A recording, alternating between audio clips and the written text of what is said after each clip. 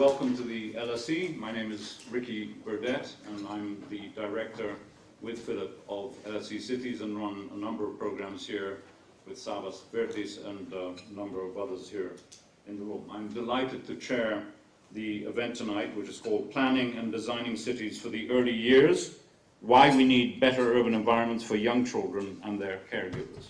Now, many of you in the room know exactly what that is about and why you're here, and it's very important to start by saying that this is hosted by, in fact, three organizations, LSE Cities and the Bernard Van Leer Foundation, I'll talk about them in a second, who have joined forces together to create the Urban 95 Academy, and some of you, of course, are part of that. But let me just also start by saying this is the first event that LSE Cities is hosting in this building. This is a very special new building designed by two Irish architects called Grafton, who won a competition a number of years ago, and this is the first time that we're actually sitting in this wonderful room, and there are very few Harvard theatres which have windows looking out onto one of the most beautiful parks in London. Lincoln's Inn Fields is the first park, first square, landscape square, designed in London. And whether the architect or planners had children in mind, I don't know, but boy does it work for everybody. So sometimes there are unintended consequences. The event is, as I said before, not virtual, it's just in person, but it will be recorded, so it means that if any of you want to catch up or pass on the important messages from tonight, you can do that once it's recorded. The information will be put up very soon. Now, I'm especially pleased, obviously, this evening, to welcome the participants from 10 cities of the Urban 95 Residency Week. It's the first time we've done this, and it's part of the Urban 95 Academy, which some of you know is a fully funded leadership program for 120 cities. That's just the beginning of it, I'm sure, delivered online over 6 weeks. And the aim is to help city leaders, people like you, to design better cities for young children and their caregivers. We have representatives from 10 cities today who are part of the first cohort who are present, but there are others, of course, in the room, and you're all extremely welcome. The structure of the evening is that we will have 3 speakers. I'll introduce them in a moment, with a main presentation and then a discussion between 4 of us here at the front of the room. That will take us to around 7:30 or so, and then we have an opportunity for Q&A with you.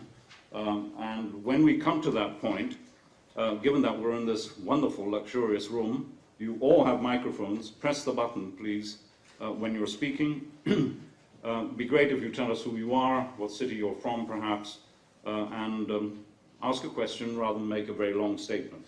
That would be probably good, given where we are at the time of the day, and some of you had a very long day, an exciting day, and we want to end by 8 p.m. Just a few things about our institutions and why we're here.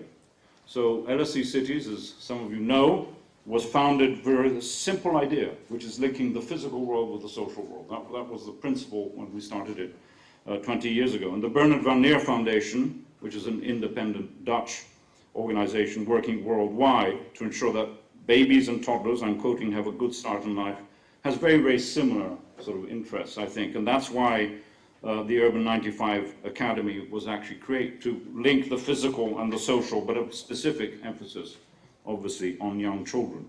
Now, the themes tonight, we know it's all about the fact that cities can be wonderful places to grow up, but they can also pose serious challenges, particularly for the most fragile individuals at different ends of the age scale, but in particular for the health and well-being of babies, toddlers, and the people who care for them. And that's interesting. People who care for them as well. It's not just for the smaller individuals.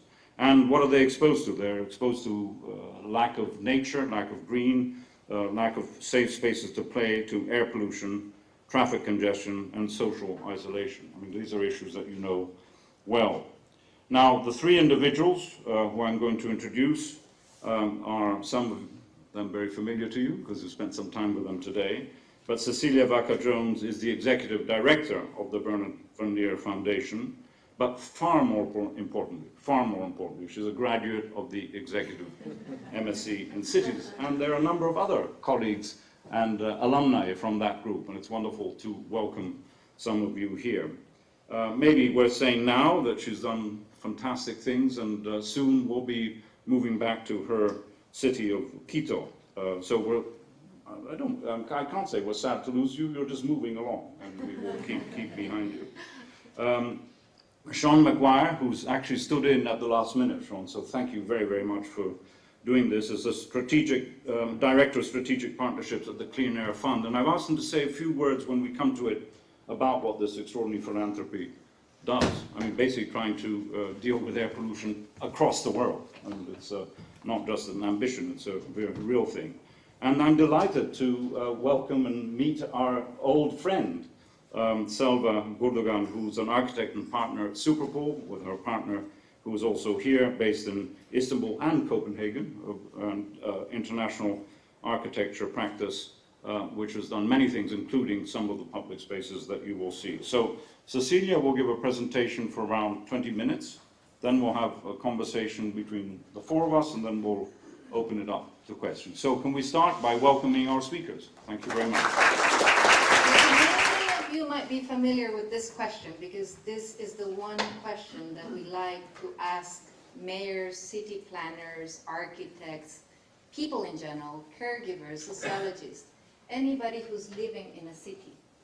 If you could experience the city from 95 centimeters, which is the height of a healthy 3-year-old child, what would you change? And I know many of you who are here today have been trying to answer to this question through many different thinkings, through many different projects. But today I want to share with you some of the main learnings that we have from having implemented early childhood development projects for a very long time. So as Ricky was saying, the Burdett and Leer Foundation has working on the field of early childhood development for over 50 years in over 50 countries around the world. But what I think is very special is to think about early childhood development in a more holistic way, as I was saying before. Because for those of you who know more about the early years, usually early childhood experts think about things that are related to nutrition, or health, or social welfare, or education. That's the field of the early childhood development. Many people are now trying to put all of those topics together, because the best way to think about a good early childhood development is to really emphasize on the importance of integrating these policies. But what I think is really interesting is to think that a child needs to grow and be raised in an environment that is usually a city. We're thinking about children living in cities. I think that by the year 2030, we're going to have 70% of the population living in cities. This means that most of our cities are going to have a lot of children living in cities. So if we don't do something in cities, we're not going to be able to ensure a good start for all children. And that's where the fields of early childhood development come together with the field of urban design and urban planning. The 3 topics that we decided to emphasize when thinking about urban development, and what we have learned is working quite well in the cities that we've been working, are related to improving the public space and thinking about the public space as a green space for all. We're also thinking about mobility, and of course, when you think from a child's perspective, active mobility are our preferred modes of moving around a city, exploring a city, and I'll give you a bunch of examples of how we can make that better. And of course, neighborhood planning is the best scale to think about improving the life of very young citizens in each of our cities. But I want to share with you where are we currently working, and I love sharing this map with everybody because we are currently working in 76 cities around the world.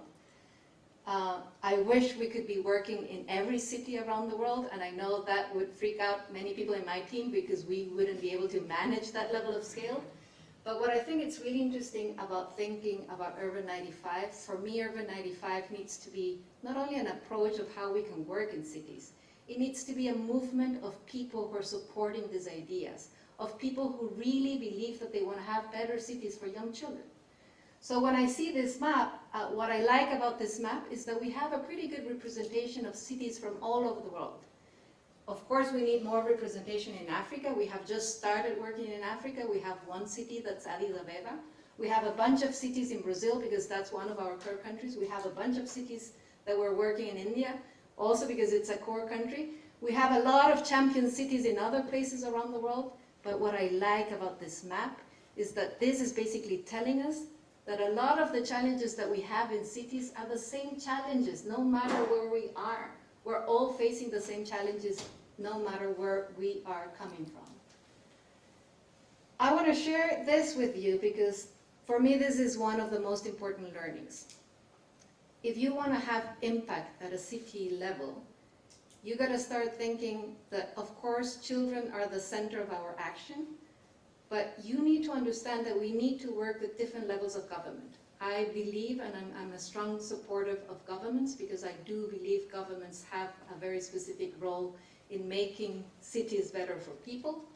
But I also think that we need to learn and we need to improve the ways that we work with different levels of government. And I've heard many of the people who joined the cohort this week sharing many of the challenges that they have working across different agencies in the municipality, working with different levels of regional governments, of national governments, working and having different challenges in working at a neighborhood level. And that's why I really believe that we need to understand and learn how to work better across different levels of government. But we always got to keep in mind that at the end of the day, we have to keep in mind that we're working for people and that people need to be part of that process. But again, it's not only the challenge and complexity is not only about working across different levels of government. It's also about involving different stakeholders. And I do want to emphasize this because that's what brings us to LSE. Academia is a very important stakeholder in the work that we do, but we also have many other stakeholders. This afternoon, for the cohort that was participating in the LSE course this week, you met some of our global partners. So technical global partners are definitely like a very specific strategic stakeholder to keep in mind. We need to work with media stakeholders because we want to make sure that we're communicating what we're doing. We need to work with civil society. Civil society is going to be sustaining whatever policy we're trying to implement in the ground. We need to work with philanthropy and other NGOs who are really willing to support this kind of causes. So just a basic message from my understanding of what works if we want to reach impact at scale is we need to work across different levels of government, across different sectors, with many different stakeholders, and always including people. Not a simple mapping, it's very complex, but I'm absolutely sure we can do it. And I think that proof of that is a lot of the learnings that we have in the work that we have done in many different cities. So 5 lessons. So if you leave this room, and we were having a media training this afternoon, so I'm going to make sure that at least you remember one of these messages. But I want to make sure that you all remember that when we're thinking about building better cities, I want to make sure that we believe that we're planning and designing cities for well-being. And this is, for me, one of the most important things. We want to work and live in cities that are making us good, that are healthy cities. But we also want to make sure that we're living in cities that are caregiving cities. And I think, Ricky, you were mentioning this idea of care, right? It's, of course, caregiving from the perspective of the early years because we care about babies and toddlers, but it's also having cities that care about disabled people, cities that care about elderly people, cities that care about people. So this idea of caregiving is very important from the early years, but I think in general we want to live in cities that care for people. For me, the most important thing is we want to make sure that whatever we do in cities from the Urban 95 perspective is also promoting equity. And the main reason I say this is I come from Quito, Ecuador, the region that has the biggest problems of inequity. So of course, when I think about having solutions that can really kind of close the gaps of inequality, for me this is a solution that is really worth thinking about. Proximity matters has to do with the proximity and how we move around cities, and I'll talk and share some examples about that. And finally, but not least, Think Babies is an inclusive design principle that can work, and can work from a political perspective and can work from an inclusive perspective. So let me share a couple of examples on what I was trying to say before. Why do we need to promote healthy cities or environments that can really promote these healthy connections is because when we think about the early years, we're thinking about babies making 1 million connections every second. This is a lot of connections. But these connections can only happen in a healthy way if we're able to deliberately have healthy environments. I like using this slide that I know GDCI is constantly using this slide because it's about thinking about the public space as a space where you can make all these healthy connections. And the healthy connections happen from the minute a woman is pregnant, and many of these healthy connections happen between caregivers, and many of these healthy connections happen between children, and many of these healthy connections also happen with the immediate environment that's surrounding children. So the environment, the natural environment, the way that children would move around the city and explore the city are quite important to promote these healthy connections. Nature leads the way. This is one of the most important learnings in the work that we do in cities. We need to integrate more green and blue infrastructure in the cities. We need to bring nature back to our cities because nature has not only an impact on our physical health, but actually in our mental health. And this starts in the very early years. So when you're thinking and looking at a baby, make sure that this baby has some kind of access to nature because there's a lot of evidence on how nature can improve the health and well-being of a baby. We're going to talk a lot more with Shan about clean air, but just let me make one important remark about clean air. The way I see clean air is like the first thing a baby does when they come to this world is breathe. The first thing that we do in this world is breathe.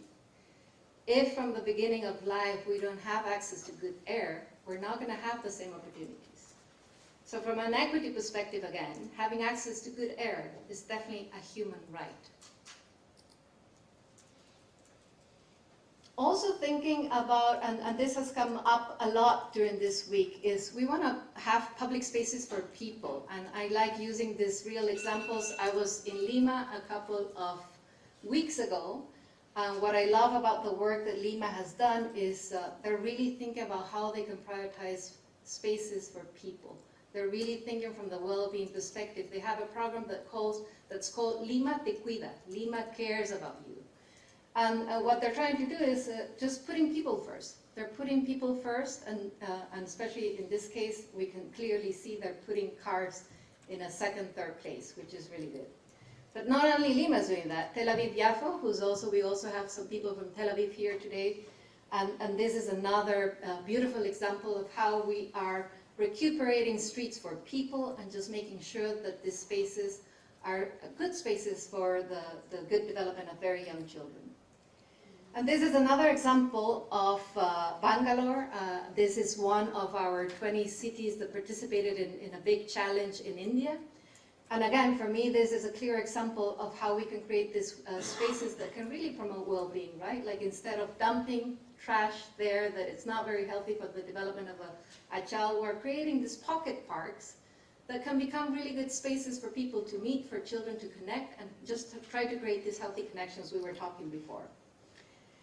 When we talk about having cities for caregiving, I do want to emphasize on the fact that we're talking about really trying to promote different behaviors in the public field and in the public spaces that we create in cities. And we want to make sure that many of these behaviors that can happen in the public space can also then be replicated at home, can also be then replicated in the public services as well. And I want to share again a couple of pictures that speak for themselves. This is again Tel Aviv. So of course the built infrastructure matters, and as you can see, this is a place that's inviting you to spend some time with children. But what I want to highlight about this picture is the fact that we want to see more fathers taking responsibility on the caregiving, because this kind of interaction is very important in the first years. And I do want to emphasize in this kind of behaviors because we do understand that the built environment and the design of the public space can really provoke this situation where we can see these changing behaviors. This is a picture of Tirana.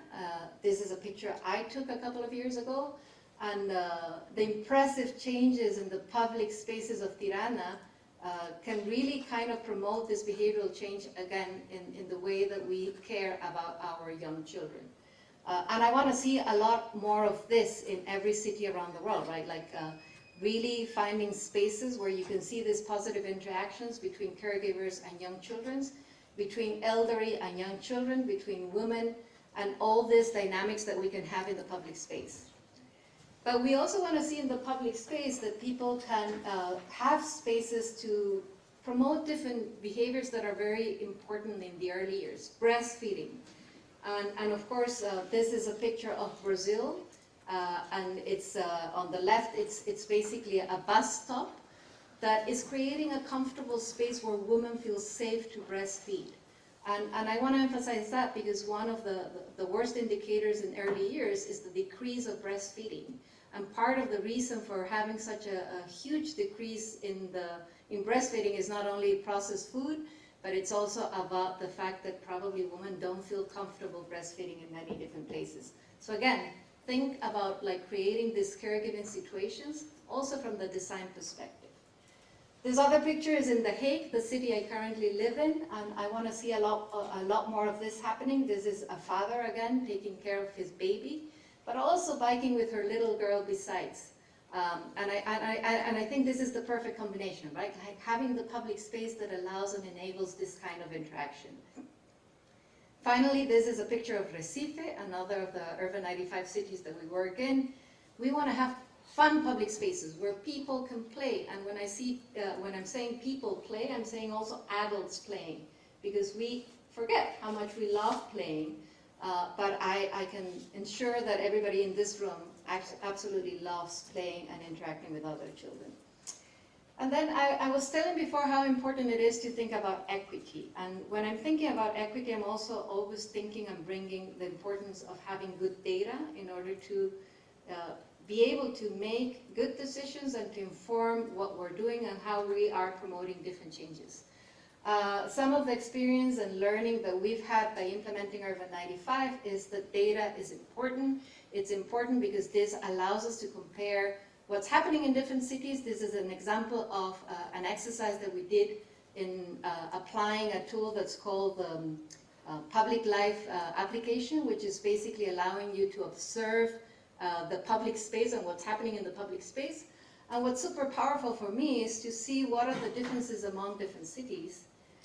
But I think there are other tools that can actually also allow us to see what's happening in our own neighborhood. This is a picture that I took in Lima recently, and I think we have some people from Lima as well.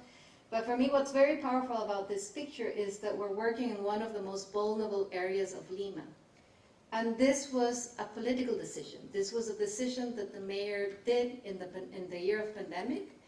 And in order to make this decision, he also saw data. He decided that he wanted to work in 17 specific neighborhoods because he knew that these were the neighborhoods that were struggling the most.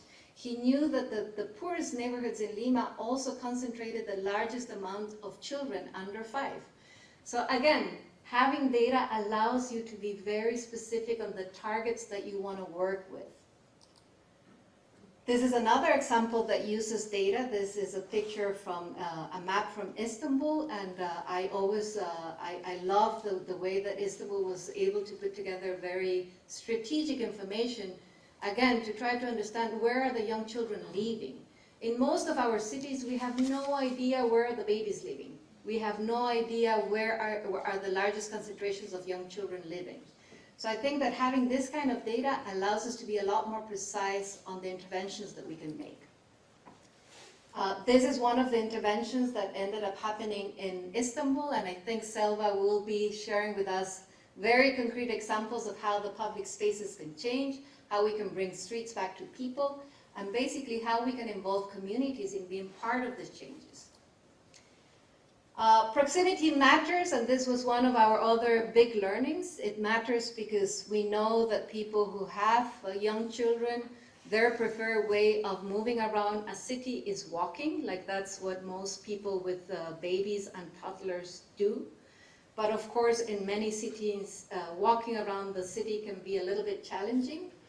And the main reason I also think it's challenging is because when you don't have a baby or a young child, Probably your commute is pretty much like the first graphic here. It's quite simple. But when you're walking around the city or when you're biking around the city with a baby or a toddler, this is more how your journey looks like. It's very complex. You have to make different stops. It's short journeys, but into many different services and to many different places. And that, of course, brings a lot of challenges on the way that we move around the city. And that's why we need to have good public spaces to make sure that babies and toddlers can feel comfortable, that we're creating these positive connections that we all need in order to ensure that we're really promoting that kind of connections. I love biking. I'm a believer that this should become the best way to move around cities. Of course, I was saying walking is the best way because you don't need anything else. But my second preferred option is, of course, biking. The main reason I love biking is because you can explore the city in many different ways. You can feel many different sensations, and this is very important for young children. Young children need to be in touch with the wind, with the cold, with the heat, with the context that they can have in their daily basis. This is a picture of Fortaleza. Fortaleza is, I think, probably the only city I know has a public bike system for young children. So usually many of the public systems that we have for biking are just focusing in adults. They never think about having like a baby seat that children can be. And I love the fact that Fortaleza has really started this thinking about like if we want to have more public people biking around the city, we also got to make sure that all citizens from the city can actually bike. But Tirana is also promoting this change. So again, if we have to think about behaviors, if we want to change behaviors, let's try to start as early as possible. We want to start when babies are toddlers. In the Netherlands, you can see babies and toddlers biking on their balance bikes next to their parents. But this is a behavior that starts very early in life. So if the municipalities, if cities can start promoting this kind of behavior from the very early years, I do think this will promote a change of behaviors in the future. This is Bogotá, and I'm sharing a lot of pictures just to show you that this is happening in many different places, in many different cities, in many different contexts, because we all have the same challenges. And this is another picture from Pune. What I like about this picture is that they're trying to deal also with the challenge of having more women bike. And this is also a big challenge in most of our cities. I think even London has increased the number of bikers, but it's mainly white men biking. There's even, I think there's even a word that says mammal, which is middle-aged men in lycra. And it actually refers to this idea that basically we still have a big gap also from a gender perspective. We have a lot less women biking than men, so I love the fact that Pune is trying to get more women to bike. And these are not necessarily toddlers, but I love the fact that women are starting to bike in India. My last point was around use babies as an inclusive design principle. And I want to use two very concrete examples on why I think that using babies as an inclusive principle can work, and especially if this comes from the strong political will of political leaders. The person standing next to me there is Teresa Zurita, who was the mayor of Boa Vista, a beautiful city in the northern part of Brazil, in the borders between Venezuela and Brazil. And the amazing work that Teresa Zurita has done, you don't see the full sign there behind, but basically there, when you get to Boa Vista, the first thing you see is Boa Vista, capital of early childhood development. That's how she has phrased her city. So when you get to Boa Vista, you have this feeling that you're really getting into a city that cares about babies and toddlers. But what I think has been even more amazing about Teresa's political will is that when we had the Venezuelan crisis of Venezuelans migrating out of Venezuela and getting into Brazil, Teresa Zurita opened all the social network of services to Venezuelan families. And she prioritized attention and open services for families with young children.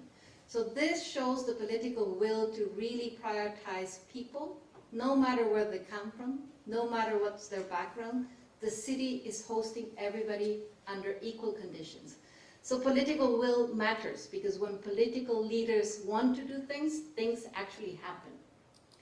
And another example of that is Erion Veliak. Ricky, you're there as well. I think this was another conference in LSE a couple of years ago. What I love about this picture is that Erion is actually standing or kneeling to try to represent how you could see the city from 95 centimeters perspective. And I think a lot of the work that Tirana has done is honestly because they have a political leader that believes that the city of Tirana needs to be a better city for young children. And a lot of the changes that have happened in Tirana in this last, and I can say this because I saw Tirana 5 years ago, and I've seen the changes in Tirana, and it's just amazing to see how the political will can really kind of like trigger all of these changes. Finally, but not least, this is the first cohort of students that are here this week. And I do want to say that in order to make these changes, we need these champions. We need these leaders that are pushing things on the ground, that are doing things because they believe in these changes, that are doing things because they have the capability to do these things. All of this just to say that if we want to use and really think from a design perspective and use this thinking from babies and toddlers, this is a very strong way to communicate that honestly, if we can make cities work for babies and toddlers, it's gonna work for everybody else. And that's what we want to see, because we want to see in the future a lot more of this kind of spaces where we can feel that the public space is an inclusive space for all, right? Like, I love the dynamic of this picture, because if you look carefully at this picture, this shows exactly what I was trying to show in the previous slide, right? What's happening in this picture is we're having a lot of healthy connections. We're having pregnant women connect with young children.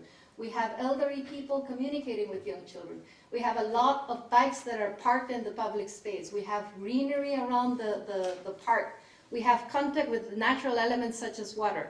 So I'm thinking about this public space as the ideal space that I want to see in the future, as far as many people, as all the people in this room can commit to that, because I think is a personal commitment, is a city commitment, is an academic commitment, but the more people we can get engaged in this topic, the more changes we can promote. Thank you. Before I ask you both to intervene, can I ask you two questions? Right? Sure. Just so that it's fresh in our mind. I mean, you've made so much of a point about the governance, right? And you said that there is, it's possible, right? Those last 3 slides made it clear. But it's not happening, right? So from your experience, what needs to change? What would be the one thing at, let's call it a policy level, the relationship between central, local, and municipal government should change? I think it's happening in some places, and I think we need to document more of those cases so people can learn about what's happening and how it's happening, because I think many times what I find people struggle with is like finding this complexity to work in such a diverse system, right? Like we constantly talk about system changing. We constantly talk about we need to, what I was talking before about, like being able to coordinate among different levels of government. And I think this is happening in many places, and I'm sure that Selva can talk about that. And I don't think it's an easy pathway, but I think we're seeing it happening in many different places. But it is what? What are you seeing happening? Are people being appointed in new departments that didn't exist before within the municipal administration? I mean, what is the one tangible institutional change? Yes, I think from an institutional perspective, I think more people are working across different agencies, Right. which makes like a complete difference. Again, if I want to use an example, I was in Lima recently, and I was amazed to see how teams from the different agencies in the municipality were going to the field together, were designing the output of what they wanted to change in that specific place together, and then they were just doing it. I think for me the challenge is how do you do that at a large scale? Because of course, and I was sharing, in the case of Lima, this was happening in 17 neighborhoods, but Lima is a huge city, so how you can make that happen in 1,000 neighborhoods? Can I, the second question, we'll come back to that. No, it's just No, just so that it's, trigger while so it's, many kind of- while it, what, do you want to comment on that now? No, go ahead, but you need to speak close to the yeah. microphone, yeah. I mean, maybe just a quickly, like the image that Cecilia shared from Istanbul, that small square transformation. It took the dedication of one strategic planner. He is the director of the strategic planning department. It was really great that it was him, because he, unlike the director of the Parks and Gardens or so forth, he wasn't in one silo. He could talk across and he could convene all of these different entities. And it took actually 15 different departments within one district municipality to come together to make that. I mean, you don't even imagine there can be 15 different departments, but there was, you know, from PR to kind of cleaning to, you name it. And that's just within that district. And then there was also the metropolitan municipality who needed to be involved to be able to. But in the end, is this just a special individual, or is this an institutional infrastructure? I guess that's helpful for us to think about. Unfortunately, it was an individual. No, that's right. Yeah. No. And our technical support and our global, actually, technical support from GDCI to DVL to always like saying, yes, you can do it. There's examples. We'll come back to it, because I'd like you to describe that project to everyone here just with a bit more detail. But the other point I wanted to pick up is in your, you know, you had 5 principles. You talked about proximity as being a sort of critical issue, and you had that wonderful diagram of the journey, right? That if you take the traditional way, it's just direct, and if you go around the city with a toddler, you have a totally different experience. What are your thoughts about, we had, Philip and I had Carlos Moreno here last 2 weeks ago, who is the father of the concept of the 15-minute city, which is, you know, makes us rethink the city as a sort of more proximate in terms of everyday experiences, where you live, where you work, plus.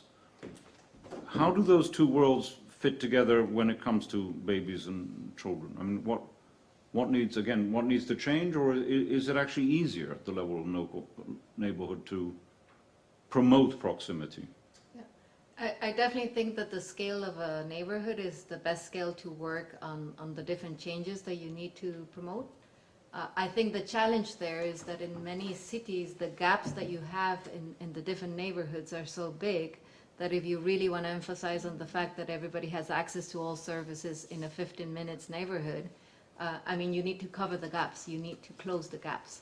And I think that's the biggest challenge that we're seeing in many of the cities that we work in India or Brazil or Peru or anywhere, like especially those mega cities, right? Like the way that the city sprawls means that many of the neighborhoods that are informal neighborhoods do not have access to the basic services. So thinking about a 15-minute neighborhood in those places is, I mean, you have to overcome the challenge of actually replanning the way that you distribute the services so you can make sure that everybody has access to those services, and then you can create that kind of thinking. Actually, I'm looking at Philip. I think Carlos's argument would be strengthened by actually talking about the 15-minute city as experienced by a family with young children, which I don't think he did. But anyway, so. The only other thing I wanted to say, Ricky, on your previous question, I do think that some of the policies that have been institutionalized lately that I think are very important is, for example, the change on the guidelines around streets, which I feel very can completely change the way that we plan cities if we start thinking about the way that we use streets and we design streets. And I've seen a lot of that is changing quite fast, and it changed quite fast with the pandemic as well. Like this sense of recovering the streets as a public space for people.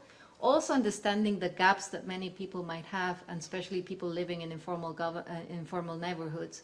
They wouldn't have access to greenery or parks or nature, but they do have access to streets. So how you can make streets a better place for people, and how can you bring like greenery or blue infrastructure into the city, for me is something that is changing from an institutional perspective. It's interesting what you say then, Selva. I'm going to bring you in, that you mentioned the word guidance, but you also are referring to projects under the pandemic, which are what we would probably call tactical urbanism. You know, you go in there and just do it because you need to occupy the pavement or whatever, or the street, in fact, the tarmac. guidance obviously takes years and is usually way behind the curve. You know, it can take 3 or 4 years to get guidance in your cities probably approved by the administration, let alone national government.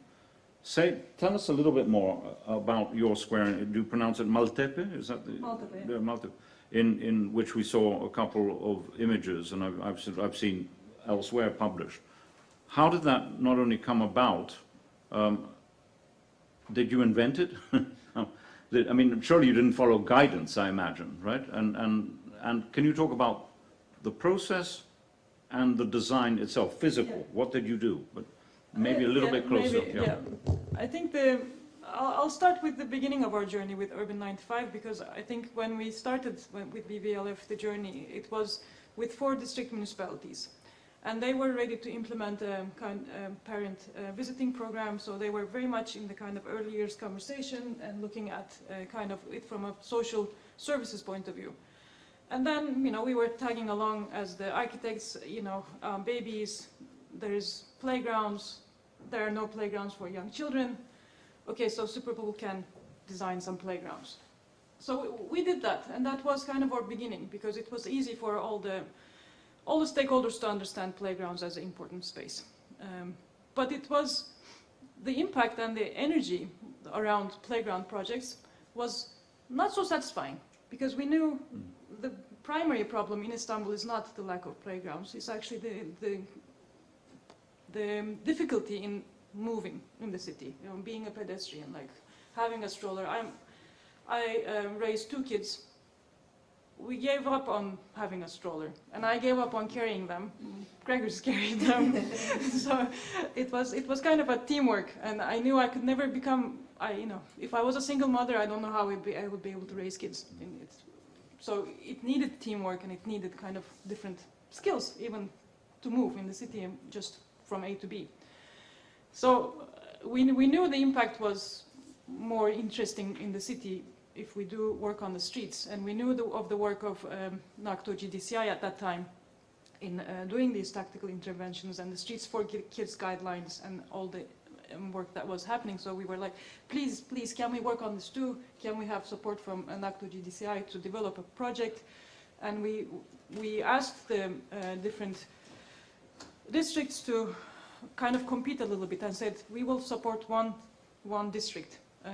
Bring us your spaces, we want to kind of evaluate and pick one to give guidance to.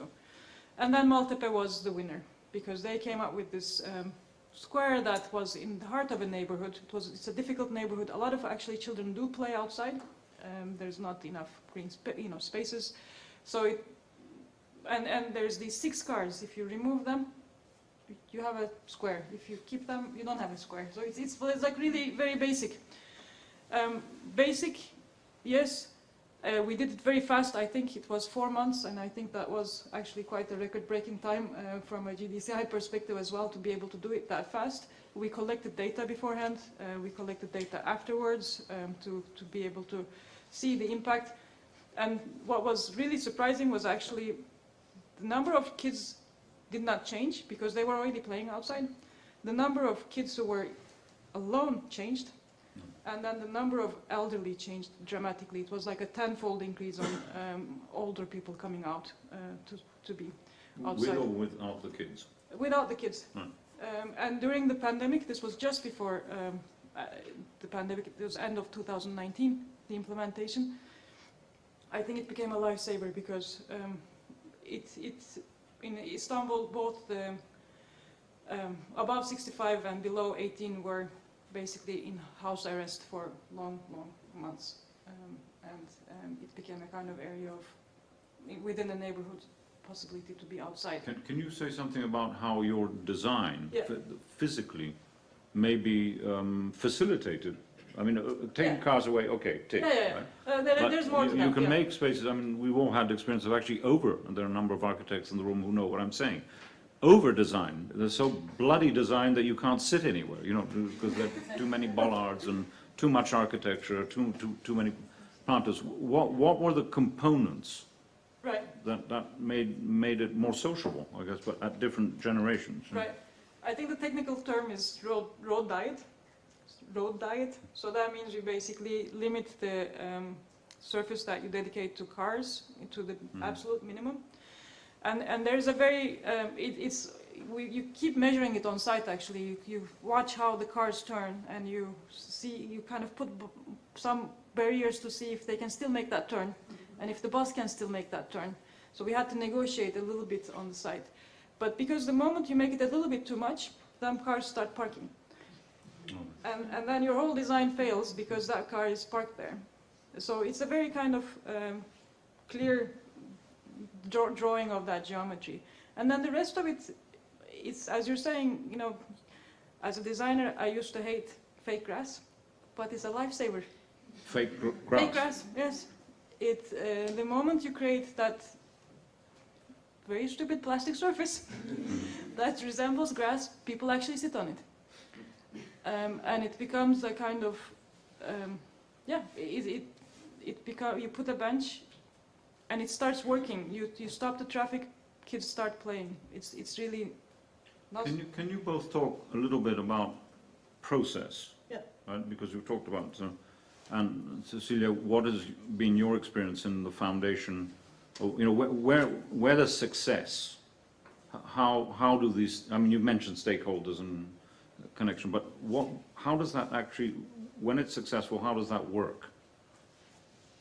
I mean, for me, the best way to measure success is to actually see if the changes have been institutionalized. So if you have the capacities in, for example, in the municipality, that once that the project is done, you have other people who can continue to do that because they know how to do it. If you have some kind of policy that's supporting that kind of change, if you have some kind of guideline that is setting the standards of the changes that you want to do, if you have some kind of funding or change in the use of funding that is also supporting that kind of idea. So I think we're following and trying to monitor many different metrics. I'm thinking about the example of Pune, for example. At some point, they decided to dedicate more funding to sidewalks, to improve the sidewalks in Pune. And this is the first time that we heard from a municipality that was actually using specific budget that was dedicated to streets, specifically on sidewalks. And for me, that is an important change that we don't necessarily relate it directly to the early childhood development, but it's important. Have your changes been institutionalized? In some cases. So in some cases, I mean, now the Maltepe municipality has it's in strategic planning, 5 tactical implementations they want to do every year. So they did the second one. Just a week ago, we painted another area. Can they do it on their own? No. I don't know. Do they need to do it on their own? I also don't know. I think they can buy this as a professional service. They don't need to do it on their own. Well, I mean, it raises the issue of capacity within local government. Right. I mean, for example, in London, there is no capacity in local government to design. There is certainly one of setting agendas. Sean, the concept and the word of data has been used many times, right? And I think you just, you know, you both said, unless you had the information, you couldn't do what you do. Your organization does a lot of original data collection. Do you want to actually give us a few words of how you're set up and then maybe reflect together on the experience where you've used data through your research to effect change for young children? Okay, I mean, well, thanks very much for having me here. And you may well be saying, so what is the Clean Air Fund doing in a session on urban design and working with young children? And the answer, I think, is in this slide that Ceci showed about the way children breathe. And that means, how do they live? How do they live in a city? To live, you need to breathe air. And if that air is killing you, you're not going to live well. And in too many of our cities, the air is literally killing people. So the figures and the statistics on the impact, the health impact of air pollution are absolutely horrendous and not particularly well known. The numbers are something like 4.2 million a year die of illness related to air pollution. And so that's more than HIV, tuberculosis and malaria put together. So it's a very, very high health impact. And it's a particularly high health impact for young children because, as Ceci said, young children breathe a lot more. So per body weight, they consume a lot more air than adults do. So, and of course, being lower down, they're exposed to more exhaust fumes directly before the fumes disperse in the air. So that's why air pollution and early childhood development are issues that are intricately linked, and why we're here. The Clean Air Fund was set up to try to get more action faster on the issue of air pollution. Air pollution is an issue that sits at the intersection of climate and health.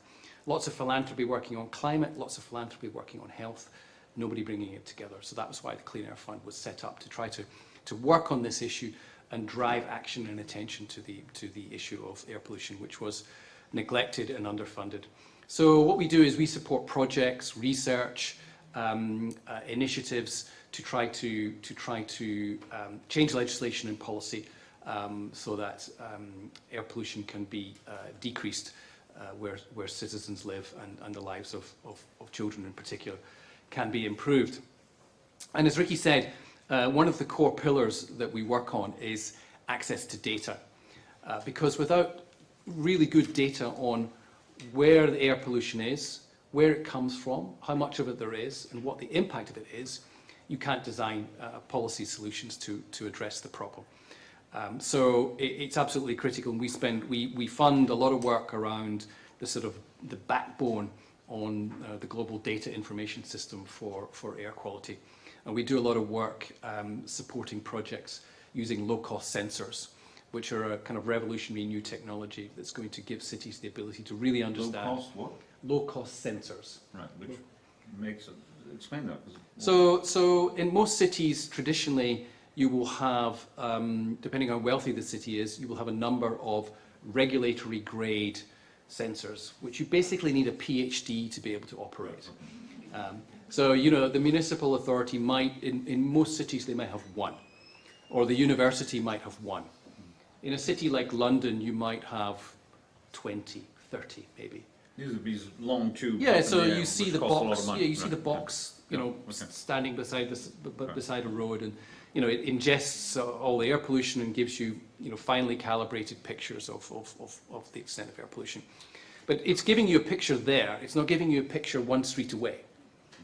And so you don't know what's happening one street away. But now with these lower cost sensors, you can say, all right, I'm going to put a lower cost sensor that doesn't cost £1 million to install and £100,000 a year to run, but maybe costs me £6,000, and I can tie it into a network, and you know, that's much cheaper. So, and I can put these in place for 6 months, and then I can move them somewhere else. So I'll get a picture of where the air pollution is in my city, and then I know where I need to take action. So that's the data revolution that's happening, that's helping facilitate city And you've action. given the Breathe London example, I think, is quite interesting to many in the room. Yeah, so Breathe London is a great example of where a group of people came together. We supported them to deploy a network of hyper-local, low-cost sensors. So that London actually, you know, compared to many other cities, has a reasonably good view of its air pollution. But it was revelatory to City Hall just how useful the data was that was collected from these low-cost sensors. They were suddenly able to see, you know, clusters and hotspots, and then able to take action. So Breathe London was great because you had political will in City Hall to take action on air pollution. You had community engagement. So I know you, as the participants in Urban 95, heard from Rosamond the other day. So Rosamond's a great example of fantastic community engagement and campaigning, which we need to be able to get action on air pollution in cities. And then we had the data piece. So the data piece, the community engagement, and the political will all came together. And what did that do? With the data, we could see where the hotspots were. With the community engagement, they said, look at these terrible hotspots. Mayor, you need to do something. The mayor said, look, I've got community support to do this. I'm going to take bold action. So the data helped, and the community engagement helped make the case for the expansion of the ultra-low emission zone, which just happened earlier last year. And expanded it by 18 times. And as you know, the mayor is now contemplating expanding it again. But just to bring this back to the issue of children, with this low-cost censored data, the mayor was able to see actually many schools and the children in them are suffering too high a burden from air pollution. What are we going to do? So we're going to introduce school streets. So in many streets in London now that schools are on, traffic is limited in the morning and the evening when kids arrive and when kids leave school. So that's a very direct policy intervention that came out of the Breathe London experience. And we have the data. Am I right that you actually got to that data by giving these cheaper sensors to 250 school children?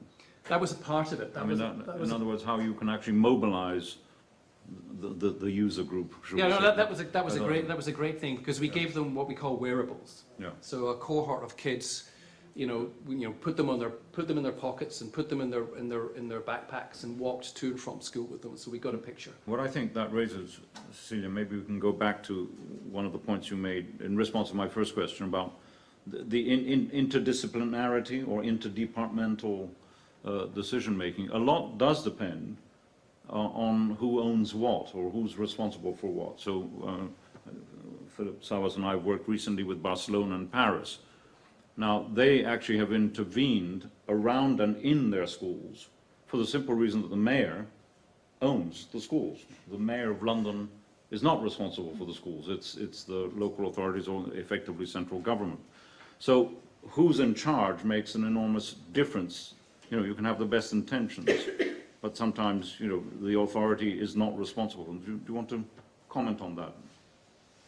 Yeah, and that's where I think there needs to be more negotiation on the competences, right? Because I think this is, and depending on the country and the city, you have different competences. So as you were saying, in some places, education can be completely decentralized and it's easier to take any action there. And then in other places, it can be completely managed from a central level. So you need to negotiate with the central level as well. That's the concrete case of India, for example. In order to operate many of our interventions in India, we are running that from a national level, because it's through the Ministry of Urban Affairs that we can actually reach the Smart Cities mission and reach many different cities that have a specific budget to try these different innovations on implementation. So I think it's very specific of the context, but I think being aware of the competences that you have in each level is very important. I think for me, this has been the most interesting part as a designer, to understand that, yeah, if we all have these dreams about public space and how our cities need to change, and if we don't need to design the process, and if we're not aware of the politics behind the process, we don't go anywhere. So I think that's, for me, has been the most eye-opening experience working with BVLF and of the Urban 95 program. That with them, and it took, I think, BVLF to introduce us not as kind of a service provider, but as an expert that can help, as a kind of position that's not under the municipality as a pen holder, but as kind of a peer that can help think through problems. And I think programs like LAC have that role, and I wonder how connecting on the ground to different design partners, technical partners, expands that influence, and that we are all aware to implement. Yes, we need that technical knowledge, the know-how, but we also need that bigger picture of how the politics behind all of that implementation is. Do you actually work with cities? Do you fund cities? We work with cities, so we might, in some places, if there's a technical capacity lacking, we might fund specific projects within cities. We work a lot with the C40 Cities organisation, and we provide technical assistance through them. But just to this point around powers, when we're looking at Breathe London, we're thinking, okay, well, why don't we do this in other cities? You go to another country, and that city will have a different set of powers. So you have to recalibrate and rethink approach for every geography you operate in. They have to sign your 5 point charter first, I think, is where we I wanted to say Yeah. another very interesting result of the work that we've been doing in cities, and maybe Selva can talk more about this, but one shift that we have seen, sometimes working with many technical partners that start working with cities, and then they end up working for the city. And for me, this has been quite interesting because knowledge transfer. Okay. yeah, and also getting many technical people to be more involved in their responsibility of developing some of the solutions at a city level.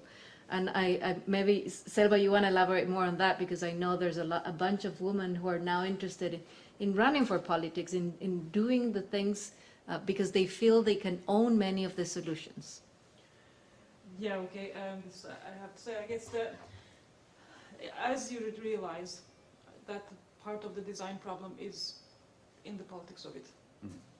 And that also in how the decision making is male dominated, and as a kind of, you see the problem is, okay, maybe potentially about that, and that maybe the solution is actually then participating in politics, and why not? So we are organizing, it's a big promise, so I don't know if, hopefully we will carry through. But why not run as a group of women who are actually technically know all the problems and potential solutions and can coordinate and have roles and responsibilities within the municipality. But run as what? Run for a district mayor Okay. as a team. Why not have a pilot team for caregiving agenda, right? A pilot district. Because, I mean, there's a lot of studies that show when you have more women in power, there's in kind of decision-making positions, the priorities of cities change. So how many of you women will be doing that in the next weeks? Yeah, let me see. Right. Okay. Let's open it up to questions from the floor. Please press the button, put your hand up, press the button and tell us who you are, please.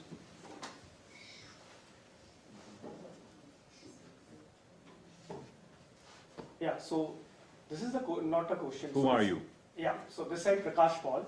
I'm basically a senior urban consultant from India and working with BVLF to support the cities that we are working in India. So, my one is not a question, I just want to add to the point of institution. So I just want to give two examples that what Ceci mentioned and how we are doing, the cities are actually doing. So in south of India, there is a state, Karnataka, and there is a city, Bangalore, and Hubli Dharwad. So they have a special agency which is known as Director of Urban Land Transport. So under this Nurturing Neighborhood program, they participated from the lens of young child and what are the things that we should do. And their proposal was around transit system. What they have done after the challenge, they institutionalized that in the form of they do have an existing guideline to assess transit points like a bus terminal. So they have some standard parameter. In that, they have added few of the young child parameter that to make that transit points accessible, these are the things we should, in addition, should consider. So that become a part of the guideline now. So anyone who is under the DOLT, Director of Urban Land Transport, going to assess transit points like a metro hub or a bus terminal will actually also assess those parameters which link to the young child. So that's one example. Coming to the next example, in a city which is known as Warangal, again in a southern side, there are three challenges. In fact, Ministry of Urban Affairs, as Ceci mentioned, actually doing three parallel challenges, and they are all public space. One for the street for kids, street for play, one for the cycle for challenge, and one is the nurturing neighborhood challenge, which is the ITC. So after the selection, so all the challenges, they finally have the final winners. Now based on that, what city, because there are so many things going on, they actually formulated a committee for the city, so that whatever projects Warangal city is going to execute will see all these three lenses. So again, they institutionalize in that format to some extent. Just want to give that example. Right. Well, that's helpful. And in the end, we're also always go back to institutional structure is fundamental to delivery in many ways. But I think I would like to hear more about, you know, you raised such an important, throughout your talk, it's not just down to processes or institutions or whatever, it's down to changing the paradigm and changing behavior, right? And I'd like to hear more from some of you maybe to comment on this. Again, it would be great if you tell us who you are. Thanks. You have to hold it. Just hold it, okay. So when you get tired, Then you get to it's great, so that way if you talk too long, it's an LSE trick. eventually you cut yourself off. I love it. So great presentation, great discussion. My name is Sam Stern. I also work with BVLF. So I really liked, Sean, the way you talked about Breed London and how by looking at a map and actually having the hot spots for air pollution, that really drove the mayor to be able to say we need to prioritize specific interventions at this school, in this district, in this neighborhood. So my question is actually to Selva and Ceci. If I think about things from a behavioral perspective, so we know that outdoor play is super important for the development of kids, toddlers, 0 to 2. I don't know any city in the world where the mayor can put up a map of the city and look neighborhood by neighborhood and say, what's the average number of minutes that a 3-year-old child spends per day playing outdoors? Is it green, yellow, red, purple? And to Ceci, you mentioned breastfeeding. I could say reading. We know like parents reading to babies, super important for their cognitive development. I don't know any city in the world where the mayor can open his or her dashboard and look neighborhood by neighborhood and block by block and say, oh, kids in this area, no one is reading to them, or they're not spending much time getting reading, so we really need to, I don't know, focus there. I think this is 2 proposals for funding from the Clean Air Fund. So my, any of you want to make a proposal? my question is, I'm just kind of interested, like, it's both about data and behaviors. How do you see us getting to a stage, or what might be the ways that we could get to a place where some of these really critical behaviors that we know are so important for kids' development are like air? You know? Thank you. Unfortunately, probably Google knows. So I don't think the data is not there. I think the data is there. But who owns it and for what purposes? Yeah. And how are we using it? I also would agree with Selva, because I think actually the problem nowadays is not data. I actually think we have too much data. But I think it's we are not doing the right analysis with data, first thing. The second thing is we probably are not, in the case of the early years, we don't necessarily have very local data about children under 5. And I think that's starting, and we were discussing this morning about some interesting things happening in order to get that data, which is also a little bit dangerous. But for me, it's like from a policy perspective, how can we make sure that we have specific metrics that really see children and young children as the main indicator? That's not an indicator that we use at a city level. It's an indicator that we use in the health sector a lot, in the social sector probably a little bit, but at the very local level, very few cities have concrete data on that. And overlapping the maps of like population data with local data of where they live, I think we're still missing that information in many places. Sure. Yeah, I think there's a parallel challenge around outdoor play is physically dangerous for very young kids in situations of high pollution. So there is a need to map the pollution situation through data onto the ability or not of children to be outside. And people talked about during the kind of years of very, very high air pollution in Beijing, things have improved a lot, fortunately, that it was, it was a period of lost childhood because parents didn't let their children outside because the air pollution was so high. So there's definitely a role for data there as a warning device for parents. But we need to get to a situation, frankly, where in many countries in the world, in the cities, it's just not safe for kids to be outside and playing, unfortunately. We need to get to a situation where kids are outside and it's safe for them to play. Yeah, I guess, I mean, the key point you were making, it's not just a question of what's bad for you, it's do we even have that basic information of how many minutes a 3-year-old plays? I mean, which is intriguing. Other questions? Yeah. I think you, bring them. Thank you so much for this discussion. This is a topic I've been very passionate about. I am in the City Design and Social Science program doing my master's right now here at LSE. There has been a lot of discussion about participatory planning. Does the Urban 95 incorporate participation of toddlers in these processes, maybe through play schools or going beyond the caregivers? I mean, how do we include them in this conversation? They can't understand it, but maybe teachers are an important stakeholder there, schools are maybe. Cecilia? Yes, and I did mention participation as being one of the key things that we want to do when thinking about design from that perspective. Of course, babies cannot participate that actively, but we always consider caregivers' perspective, which we believe can completely change the way that we design a specific place. But I also think there are other stakeholders that, for example, older children that can think from their siblings' perspective, so we also think that's important. And I think the people who have been implementing on the ground, and probably Selva can speak more about that, are definitely using participative approaches.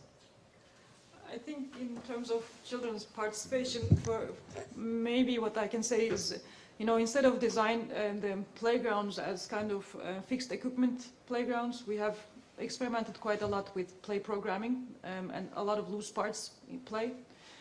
And I think for me that's a way of getting toddler participation because the child-led play at that age is, I think, what I can imagine we can provide, and some sort of autonomy for them to be able to create their own play environments, and somehow pop-up play and loose parts kind of allows that. Thank you so much. Can I please ask a follow-up question? I think it would be good. We've got only 10 minutes left, so we should really try and open it up if you don't mind. Thank you.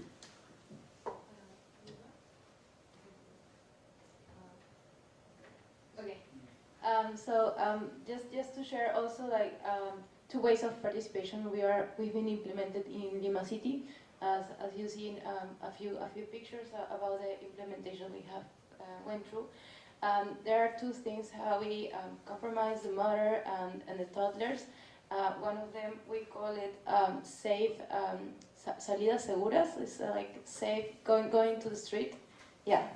And so what we do is we take some stuff, some games, and to the city, to the places we want to improve, and we make the kids play with that, with the social development management, and through the observation we make them participate through the games, through what they do in the field.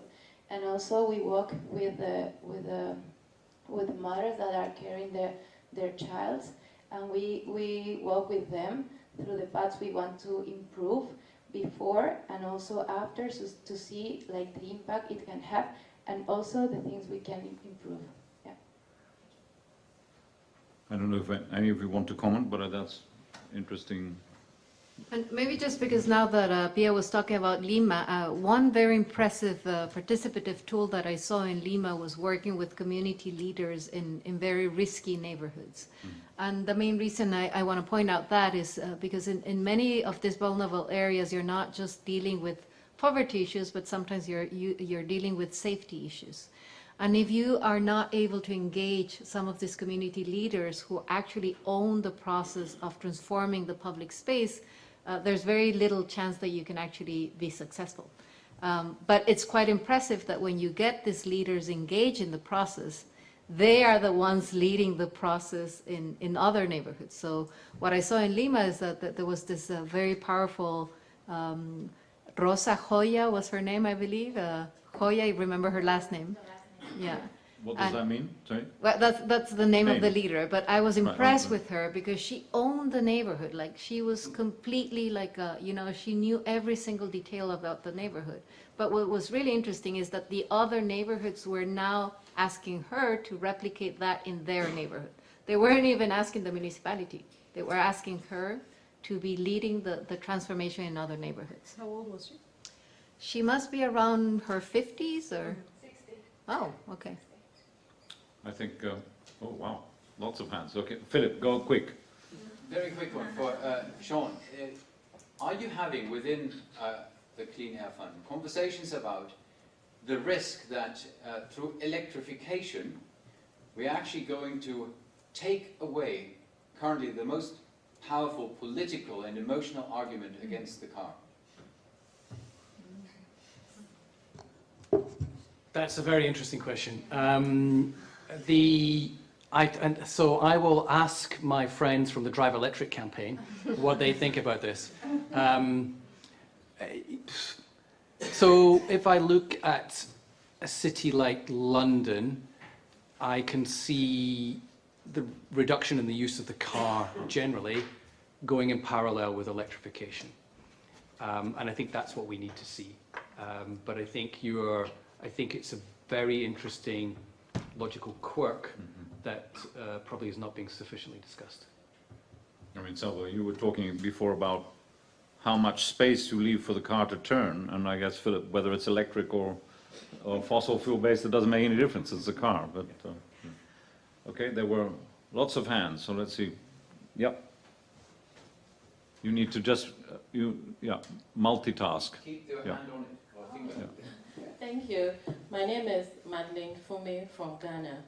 What I have to say is, in trying to push the agenda of providing infrastructure, especially recreational facilities or interventions for children, I think we may have to look at modifying the training we give to engineers especially. Sure.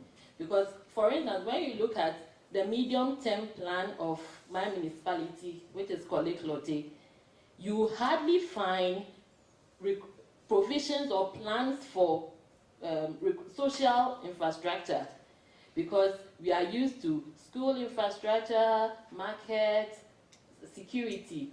But if at a particular level, such officers or technocrats like engineers will understand that provision for recreation is as important as other facilities, then we can be making a lot of impact at that level. I think that's an extremely interesting point, and I'm sure some of you will want to comment, but Savas, Philip and I run an executive masters in cities, and some of you know about it. I think much of what we do is to try and make people who come because they're quite experienced de-learn what they've learned. And I would say that actually architects, me, planners, others, engineers, and particularly traffic engineers, sorry, there are a few in the room, I'm sure, are trained and brought up in educational establishments whose thinking and whose curricula are probably 15, 20, 30 years out of date. And you look at the guidance of some of the cities that we work with, they really belong to another century in more ways than one. So I think your point about sort of a way of being trained which doesn't take any of the points that you raised into account is fundamental. What do we do about it? I think this is the whole point of Urban 95. I think the early childhood experts need to learn about what's happening in the urban field, because I can tell you, early childhood experts don't necessarily see the urban field as something that's affecting the well-being of babies and toddlers. And I think we need to do more of that. So basically working with the health professionals, with the education professionals, with the social welfare professionals, to make them understand which are some of the opportunities that can happen in the urban field, And also the other way around. It's also about like working with all the different, like the workforce that is more related to transit, to urban space, to mobility, and really kind of engage them into understanding what's happening with the well-being of babies and toddlers. What is it? What is this whole thing about early childhood development? Like, I think very few people, I was thinking we haven't really talked about many of the benefits of working with in the first 2 years of life. And I was mentioning 1 million connections happen in every second in the brain of a baby and toddler. How many people know that kind of information? So I think this exchange of really understanding what's happening in this stage of life is very important in many different fields. Let alone how you feed that back into an traffic engineering school education. Yeah. Yeah, I also want to start with saying it's a super interesting discussion. My name is Liselott. I'm from Gale Architects, so we work with understanding behavior in public space.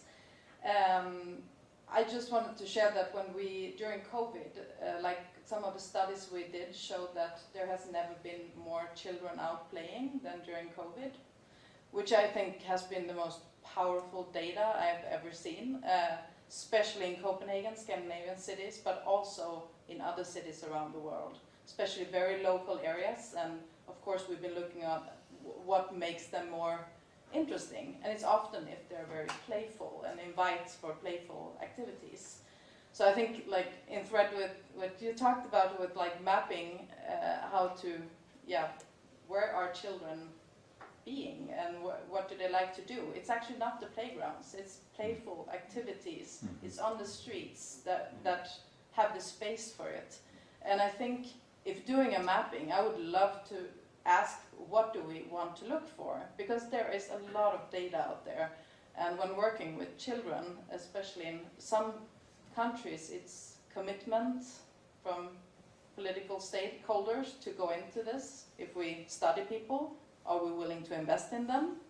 And I think also engagement can make some citizen quite angry if nothing happens afterwards. And I don't know how you have experienced that part with like the engagement part, and like how it commits politicians in regards to this in your work. The engagement of politicians with the...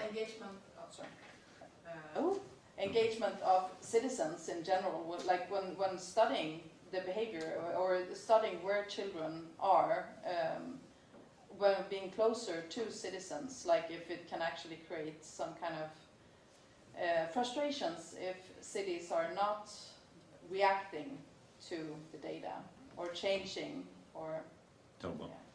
Maybe it's not a direct answer to your question, but I mean, I see how Istanbul deals with actually this precisely because they're afraid of, I mean, they do participation by bringing the mayor to the place during the day of implementation, but beforehand promising not being able to deliver all of these things are so daunting for them. It's a real concern. I think it's an interesting one. Yeah, I think as we were talking before, because I think there are many different approaches of working with the community. And I think we need to do more of that, because that's the only way that also communities can own their right to demand for specific rights. But I think then the challenge is how you facilitate that communication that needs to happen with the local governments in this case, to really kind of like enable the change, right? Because sometimes it's about blaming the government that's not able to deliver, or the other way around, it's about blaming the community that is not able to, for example, keep or maintain the public space in the way that the local government is expecting people to be in charge. So I think there's always an opportunity there to mediate, to facilitate, and I think that's where having technical partners many times can help, because they can bridge the divides that you can find many times between what's happening in the community and what's happening in the decision makers on really facilitating that. But again, I can also think, and I'm looking at Fortaleza, for example, as an example of really engaging the community in running many of the changes and programs on the ground. So we're about to come to the end of this session, and of course it's part of this first cohort of Urban 95 Academy So there's a serious two-way learning curve, which I can feel in the room here, where it's not one-way traffic. So if you had one thing, remember Cecilia said at the beginning, she had 5 points, but she wants one, all of you to remember one. Can you all give me your one? Sean. Selva's ready. Selva's ready. The easy one. I think as professionals, I did this too. For a long time, being professional meant I don't talk about being a mother. And this whole thing changed it for me. Like, yes, I'm a mother, and my experiences as a mother are as important as my professional experience, and I want to bring that to the table. So. Tessie? For me, again, is about like working for cities where we can promote more equity. And I think bringing the lens of young children is definitely going to make the difference. Sean, I think we all want livable cities, and you can't have a livable city if it's choked full of air pollution. So a good urbanization, good design has to go hand in hand with good policies that will regulate the air we breathe. I mean, it seems to me, and sort of I'm not going to try and conclude, but just one of the things, Cecilia, you challenged, both with this initiative and with your summary, you know, that one sketch of effectively, it's not just the baby, it's not just the toddler, it's not just the pregnant mother, it's all the interactions from the neurons to the street, which are fundamental. And I think it is for me a reframing, literally, of the way as I walk out of this building and look to my left and to my right, you know, what are we doing about neurons here, you know, in terms of design? But I mean it much more seriously than that. And I think the discussion about healthy connections, as you call it, is absolutely fundamental to city planning. So in that sense, it opens a sort of new discourse, a new form of practice, which is deeply sensitive to all the issues that have been discussed. On that note, I'd like you to all join me in thanking the three speakers. Thank you.